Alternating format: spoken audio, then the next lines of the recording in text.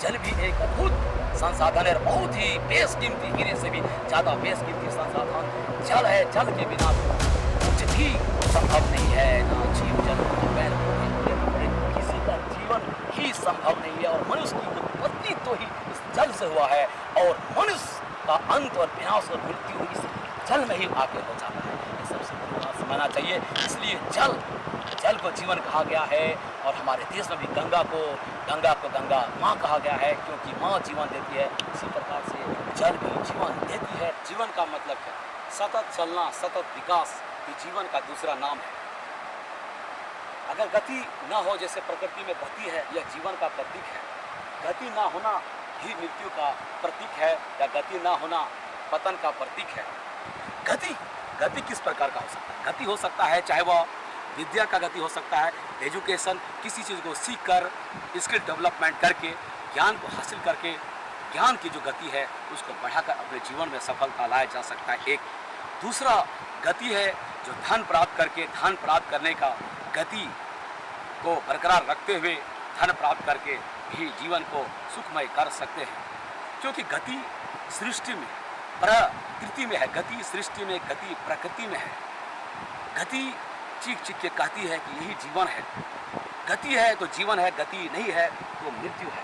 कहने का तात्पर्य है कि कुछ लोग ऐसे भी होते हैं जो अपने जीवन में जिंदा तो हैं, लेकिन ना ही गति से कोई मतलब, ना गति की परिभाषा को समझते हैं, ना ही अपने जीवन में गति को लाते हैं। किस प्रकार से गति को लाया जाए अपने जीवन में, गति को बढ़ाया जाए, स्पीड को बढ़ाया जाए। सामान्य भाषा में गति, और सामान्य भाषा में गति, और विज्ञान की भाषा में भी गति और स्पीड, यह सारे संसार में रचा बसा है। सारे मानव की जगत में रसा बसा है, इसे समझना चाहिए। कुछ लोग होते हैं इस प्रकार के, कुछ लोग इस प्रकार के स्टेरियोटाइप लोग होते हैं, इसे सामान्य भाषा में कुछ लोग मनहूस लोग बोल देते हैं। वे ना अपने जीवन में गति पसंद करते हैं, ना दूसरे के जीवन में गति देखना पसंद करते हैं। अर्थात गति उन्हें अच्छा नहीं लगता है, विकास उसे अच्छा नहीं लगता है, और वे कुछ ऐसा भी काम नहीं करना पसंद करेंगे जिससे दूसरे का गति हो, दूसरे का जीवन में विकास हो। वैसे व्यक्ति ना अपना जीवन में विकास कर पाते हैं, वैसे व्यक्ति ना अपना भला कर पाते हैं, ना दूसरा का भला कर पाते हैं, ना इस सृष्टि के गति के साथ तालमेल बिठा पाते हैं और गति से गति मिलाकर चल पाते हैं। गति हमारे भारतीय संविधान की आत्मा में बसा हुआ एक आदर्श भी है। गति जो सम्राट, गति का प्रतीक जो है सम्राट अशोक चक्र है, यह भी गति का ही प्रतीक है। गति युगों युगों से हमारे देश में, हमारे भारत के जो दर्शन शास्त्र, फिलोसफी, उनका परंपरा रहा है। गति, विकास, गति का चक्र जीवन का प्रतीक है और ठहराव मृत्यु है। वहीं पर कुछ व्यक्ति ऐसे होते हैं जो गति को पसंद करते हैं, अपने जीवन में भी गति को पसंद करते हैं और दूसरे के जीवन में भी गति को पसंद करते हैं। मतलब कुछ ऐसा काम करते हैं कि उन्हें अपना भी भला होता है और साथ ही साथ वे दूसरे का भी भला सोचते हैं। दूसरे के जीवन में भी गति को ऐसा काम करते हैं कि उसके जीवन में भी गति आता है, मतलब विकास, डेवलपमेंट आता है, जीवन उन्नत होता है, जीवन ऊपर उठता है। दूसरे का भी जीवन, मतलब दूसरे का भी भला चाहते हैं, दूसरे का शोषण नहीं करते हैं। तो इस प्रकार का नज़रिया जो रखता है, अपना भी गति करता है और दूसरे का, दूसरे लोगों का, मानवों का, सामने वाले लोगों का भी गति करते हैं, मतलब अपना भी भला सोचते हैं और साथ ही साथ दूसरे का भी भला करते हैं। वही व्यक्ति कामयाब होता है और एक व्यक्ति की कामयाबी से दूसरे व्यक्ति की कामयाबी निर्भर होता है। और यही गति का रहस्य है, यही धन का रहस्य है, यही सफलता का मूल मंत्र है। जो व्यक्ति केवल अपना भला सोचते हैं और दूसरे का भला नहीं सोचते हैं, वे हकीकत में न अपना भला कर पाएंगे, इसमें कोई भी संदेह नहीं, और वे दूसरे का भी भला नहीं कर पाएंगे। तो सबसे पहला जीवन में गति लाने के लिए, अपने जीवन में उन्नति लाने के लिए ये साथ साथ सोचना होगा, अपने गति के साथ दूसरे का भी गति, मतलब हम जो भी काम करने जा रहे हैं उस काम से क्या सामने वाले की जिंदगी में या सामने वाले के जीवन में क्या प्रभाव पड़ेगा, क्या बदलाव आएगा, गति किस प्रकार का होगा। अच्छा गति होगा, उसके जीवन में बदलाव होगा, उसके जिंदगी में उन्नति होगा, उसका भी जीवन ऊपर उठेगा।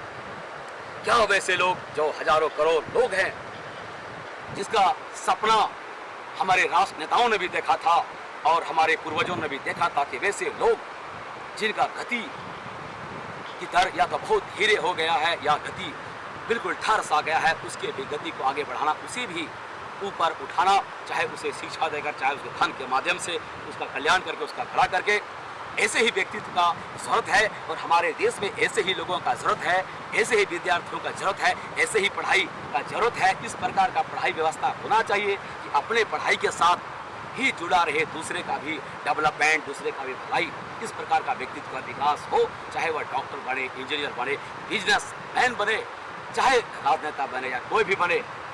एक व्यक्ति के विकास के साथ दूसरे व्यक्ति का विकास जुड़ा होना चाहिए और हमें ऐसा कोई भी काम नहीं करना चाहिए जिससे किसी पर्सनल व्यक्ति का हमें व्यक्तिगत रूप से लाभ हो लेकिन दूसरे का हानि हो, प्राणी जगत का हानि हो, प्रकृति का नाश हो। प्रकृति एक बहुत ही गंभीर और एक बहुत ही महत्वपूर्ण सब्जेक्ट है आज संपूर्ण दुनिया के लिए और संपूर्ण पृथ्वी के लिए।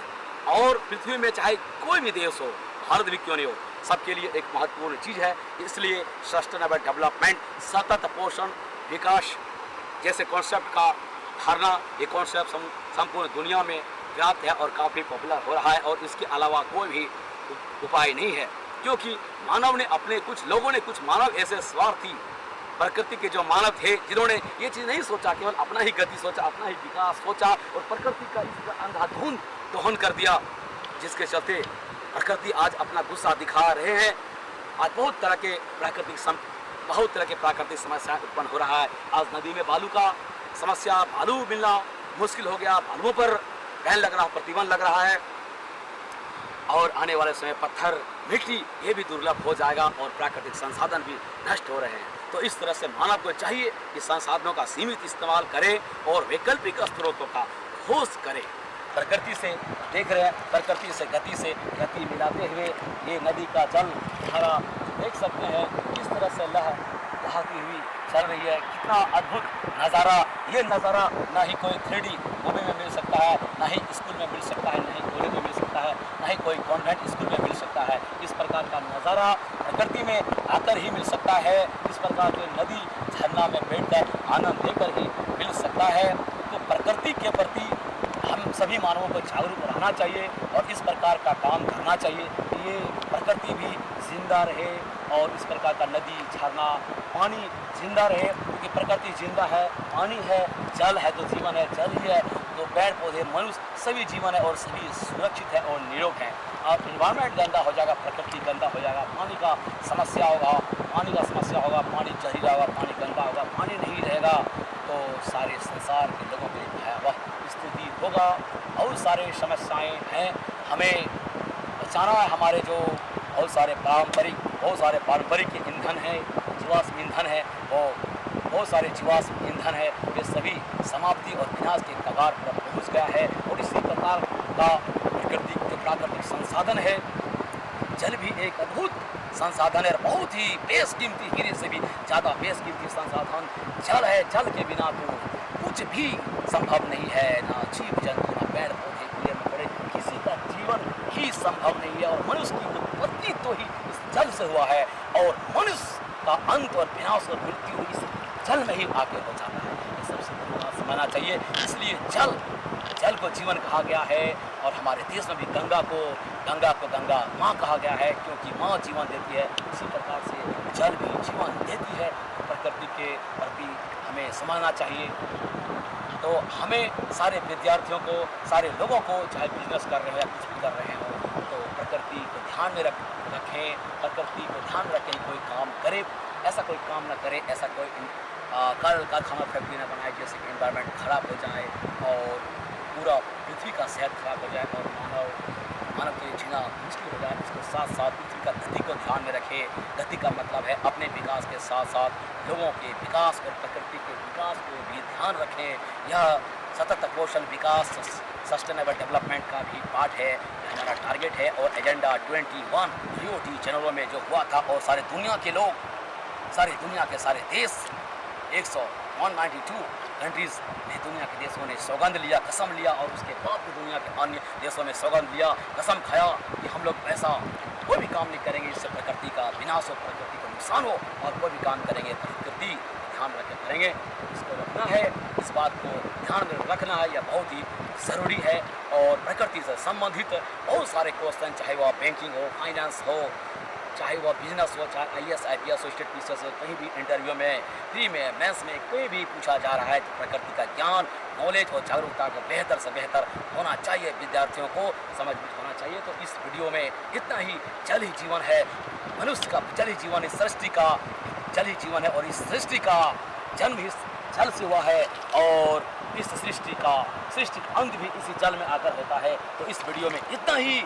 चैनल को सब्सक्राइब नहीं किया तो प्लीज़ चैनल को अवश्य सब्सक्राइब करें, क्योंकि इस प्रकार के अद्भुत और झुनुक वीडियो के लिए नदी, जंगल, झरना में जाकर ही वीडियो जो बना रहे हैं उस प्रकार के वीडियो आपको मिलेगा। तो चैनल को सब्सक्राइब जरूर करें और इस चैनल का लिंक भी दूसरे को भेजें ताकि मोटिवेशन मिले लोगों, विद्यार्थियों को या लोगों को समझ हो, जागरूकता हो, प्रकृति के प्रति प्रेम और जागरूकता बढ़े, अवेयरनेस बढ़े।